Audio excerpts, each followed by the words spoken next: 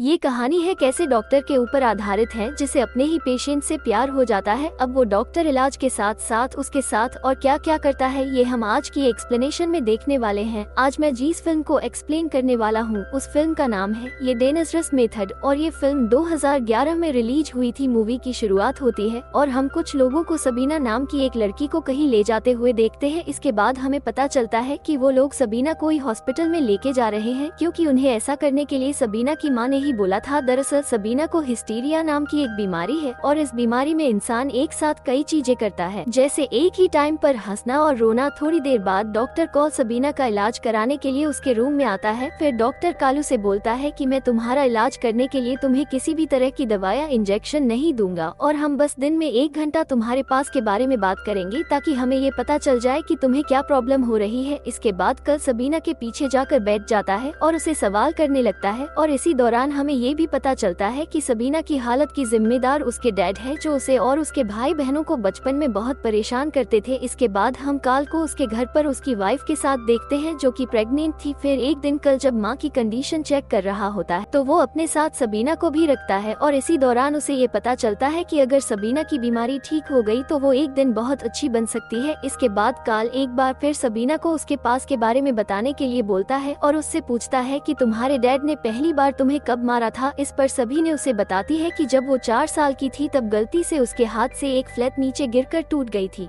जिसके बाद उसके डैड उसे कमरे में लेकर गए और उसे पीछे से मारने लगे। अब इसे सबीना को बहुत दर्द हो रहा था पर इसके साथ ही उसे इससे मजा भी आ रहा था। सबीना को ये तो पता था कि ये बहुत बुरी चीज है पर सबीना को उसके डैड का उसे पीछे से मारना काफी अच्छा लगता था। जिसके बाद जब भी उसके डैड उसे कमरे में जाने के लिए बोलते थे तो वो चुपचाप बिना कोई सवाल करे अंदर चली जाती थी। अब सबीना की ये बातें सुनकर काल भी समझ जाता है कि इंसिडेंट की वजह से सबीना इस बीमारी का शिकार हुई है। अब सब यही शिफ्ट होता है और हम 2 साल बाद का सीन देखते हैं जहाँ काल अपनी वाइफ अन्ना के साथ डॉक्टर फ्रूट से मिलने उनके घर पर आया है। इसके बाद जब कल डॉक्टर फ्रूट से बात कर रहा था तब हमें पता चलता है कि सबीना की हालत अब पहले से अच्छी हो गई है और वो काल के कहने पर मेडिकल स्कूल में डॉक्टरी की पढ़ाई भी कर रही है क्योंकि काल का ये मानना था कि सभी ने एक बहुत अच्छी डॉक्टर बन सकती है। आगे हमें ये भी पता चलता है कि जिसमें थर्ड से काले सबीना का इलाज किया था उसमें थर्ड का इन्वेंशन डॉक्टर फ्रूट नहीं किया था, पर जब डॉक्टर फ्रूट ने अपने इस मेथड को बाकी लोगों को बताया तो सभी लोग उसका मजाक उड़ाने लगे और कुछ डॉक्टर्स का तो ये भी मानना था कि ये मेथड बहुत ही ज्यादा डेंजरस है जिससे मरीज की जान भी जा सकती है। इसके बाद कल सबीना से मिलने के लिए जाता है और वो उसे बताता है कि आज उसने डॉक्टर सूट से उसके बारे में बात की है और उसे ये बताया है कि तुम आगे जाकर एक बहुत ही अच्छी डॉक्टर बन सकती हो। अब सबीना को भी यह जानकर बहुत अच्छा लगता है क्योंकि वो खुद भी मेडिकल की पढ़ाई करना चाहती थी। अब ऐसे ही कुछ दिन बीत जाते हैं और एक दिन डॉक्टर फूड ऑटो नाम के एक आदमी को उसका इलाज करवाने के लिए काल के पास भेजते हैं। दरअसल ऑटो पहले एक साइको एनालिसिस का डॉक्टर था पर वो धीरे धीरे लड़कियों का एडिक्ट हो गया था और अब उसके इसी एडिक्शन को छुड़वाने के लिए उसके फादर ने उसे डॉक्टर फूड के पास भेजा था,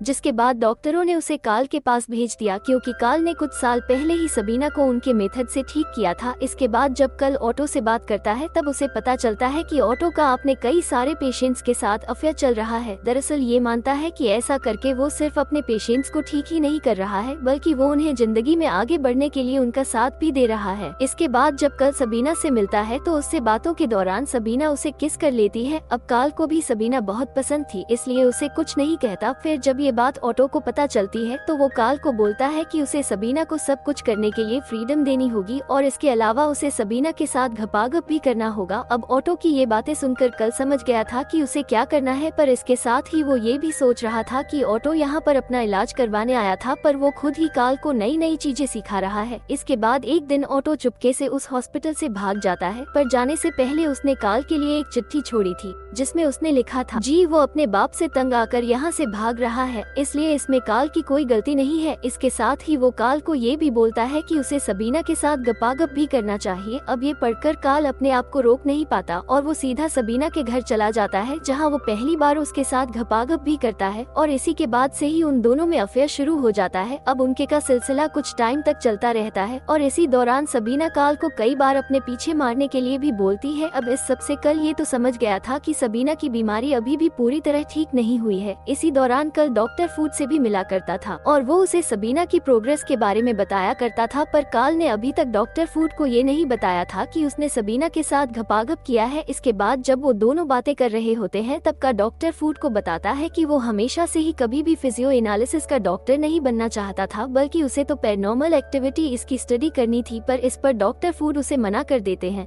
जिसकी वजह से उन दोनों में बातें होना कम हो जाती है। अब इसके कुछ दिनों बाद डॉक्टर फुट कार्ल से मिलने आते हैं और वो उससे शहर में फैल रही अफवाहों के बारे में पूछते हैं कि एक लड़की शहर में सभी को लेटर भेज रही है कि कार्ल का किसी लड़की के साथ क्या चल रहा है। अब ये सुनकर कार्ल ने मना कर देता है और बोलता है कि मेरा किसी के साथ भी कोई अफेयर नहीं चल रहा है। पर कार्ल को अंदर से डर भी लग रहा होता है कि अगर उसके अफेयर के बारे में किसी को पता चल गया तो पूरे शहर में उसकी इज्जत चली जाएगी। इसलिए वो अगले दिन सबीना से मिलकर उससे ब्रेकअप कर लेता है। पर इसे सबीना को बहुत ज्यादा बुरा लगने लगता है और वो फिर से हाइस्ट एरिया बीमारी की पेंशन की तरह हरकतें करने लगती है। फिर जब कार्ल अपने घर पर आता है तो उसे पता चलता है कि उसकी वाइफ को भी शहर में फैल रही अफवाहों के बारे में पता चल गया है, जिस वजह से सेना को लगने लगता है कि कल का सचमुच किसी के साथ अफेयर चल रहा है और वो कुछ दिनों के लिए कार्ल से बातें करना भी बंद कर देती है। फिर अगले दिन सबीना सीधा कार्ल के ऑफिस में आती है और उसे बताती है कि लेटर्स वाली बात सबीना की माँ को भी पता चल गई थी और जब उन्होंने कल से इस बारे में पूछा तो कल ने मना कर दिया कि सबीना उसकी पेशेंट नहीं है। अभी सुनकर सबीना को बहुत गुस्सा आता है क्योंकि एक तो गलियों से छोड़ दिया था और अब वो सबसे झूठ भी बोल रहा था, इसलिए सबीना गुस्से में वहाँ से चली जाती है। अब सबीना को अपनी मेडिकल की पढ़ाई के लिए किसी की हेल्प की जरूरत थी, इसलिए वो डॉक्टर फ्रूट को लेटर लिखकर उनसे हेल्प के लिए रिक्वेस्ट करती है और साथ ही में वो उस लेटर में अपने और कार्ल के रिलेशनशिप के बारे में भी उन्हें बता देती है। अब जब डॉक्टर फ्रूट को ये पता चलता है और सबीना का अफेयर चल रहा था तो वो तुरंत कल को लेटर लिखकर उससे पूछते हैं कि क्या तुम्हारा और सबीना का अफेयर चल रहा था। इस पर कल उन्हें जवाब देते हुए लेटर में लिखता है कि सबीना सिर्फ उसकी एक पेशेंट थी और इसके अलावा उन दोनों के बीच में कुछ नहीं था। अब डॉक्टर फ्रूट कार्ल की इस बात पर यकीन कर लेते हैं और फिर वो सबीना को एक लेटर लिखते हैं कि तुमने मुझसे झूठ बोला है, इसलिए अब मैं तुम्हारी कोई हेल्प नहीं कर सकता। अब जब सभी ने उस लेटर को पढ़ती है तो उसे बहुत ज्यादा बुरा लगता है और वो रोने लगती है। इसके पास अभिना कार्ल के पास आती है जो अपनी वाइफ के साथ ये शहर छोड़कर दूसरे शहर जा रहा था। वहाँ सबीना कार्ल को उनके रिलेशनशिप के बारे में